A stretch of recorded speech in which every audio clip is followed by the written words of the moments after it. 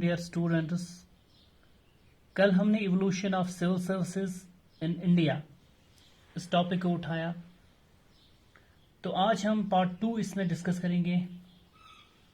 हम charter act of 1853 तक पहुंच चुके थे, ठीक है। इससे पहले आपको मैंने कहा था कि जो father of civil service in India है, लॉर्ड कॉर्नवालिस, उसने 2 तरह की सर्विसेज को इंडिया में स्टार्ट करवाया। एक कोवेनेंटेड सिविल सर्विसेज और दूसरी जो सर्विस थी वो अनकोवेनेंटेड सिविल सर्विसेज थी। तो ये मैंने कल ही आपको बताया। तो आज हम चार्टर एक्ट ऑफ 1853 देखेंगे।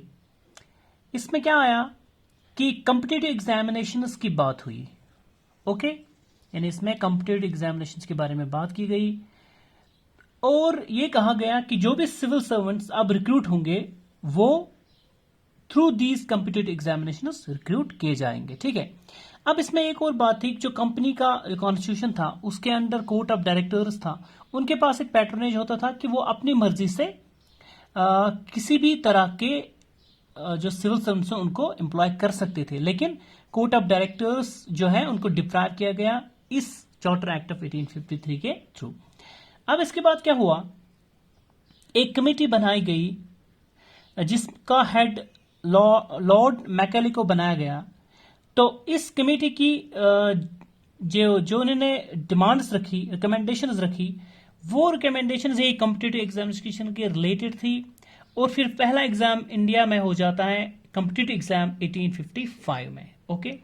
उसके बाद अब हम देखेंगे कि पोस्ट जो 1857 का जो रिवोल्ट है उसके बाद क्या होता है, जो क्राउन्स रूल इंडिया में आ जाता है।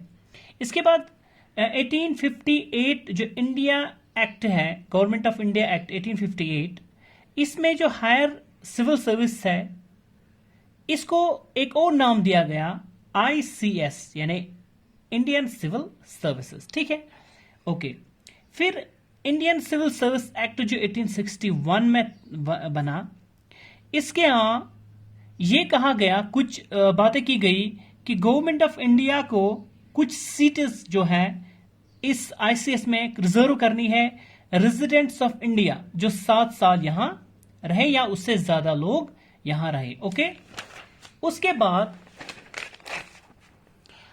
इसने, यानी ये जो एक्ट था, इसने इंडियंस के लिए सिविल सर्विस के लिए दरवाजा खोल दिया, ओके। अब इंडिया में जो पहले बंदे इंडिया के बने जिसने ICS को क्रैक किया वो सत्येंद्र नाथ टैगोर थे, ठीक है। इसने 1863 में ICS इसको क्रैक किया, तो ये पहले इंडियन बने। उसके बाद एडिशन कमेटी अपॉइंट की जाती है, लॉर्ड डेफरन ने इसको अपॉइंट किया। इसमें जो कोवेनेंटेड और अनकोवेनेंटेड सिविल सर्विस थी, इनकी जगह इंपीरियल, प्रोविंशियल और सबऑर्डिनेट सिविल सर्विस को लाया गया। तो इंपीरियल आजकल हम देखेंगे जो सेंटर में UPSC, प्रोविंशियल और सबऑर्डिनेट सर्विस से जिनको हम स्टेट लेवल पे स्टेट पब्लिक सर्विस कमिश्नर्स कहते हैं, ठीक है। अब जो ये ICS था उस टाइम, इसको ब्रिटिश रूल में स्टील फ्रेम कहा गया, यानी ये ब्रिटिश रूल का एक स्टील फ्रेम था, क्योंकि इन्हीं की वजह से बहुत सी जो टेरिटरीज थी इंडिया में, इन पे जो रूल हो रहा था वो इन्हीं सिविल सर्वेंट्स के थ्रू हो रहा था, ठीक है।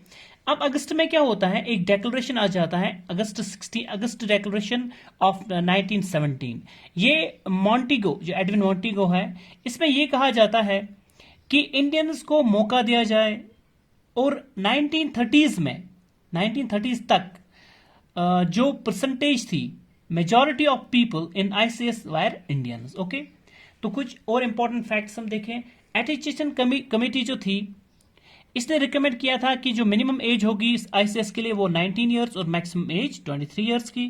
फिर विस्काउंट ली कमीशन आया जो 1923 में बनाया गया। इसने रिकमेंड किया कि जो पब्लिक सर्विस कमीशन है उसकी क्रिएशन हो जाए, ठीक है, ताकि जो भी रिक्रूटमेंट्स होंगे इंडिया में ICS में, तो वो इसी पब्लिक सर्विस कमीशन के थ्रू हो जाए।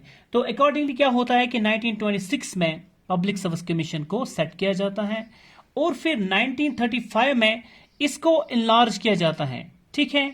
और ये फेडरल पब्लिक सर्विस कमीशन बन जाता है। और फिर आफ्टर इंडिपेंडेंस क्या होता है कि यही फेडरल जो पब्लिक सर्विस कमीशन है ये यूपीएससी बन जाता है, और फिर स्टेट्स में ये स्टेट पब्लिक सर्विस कमीशन बन जाते हैं। So thank you so much for watching my channel.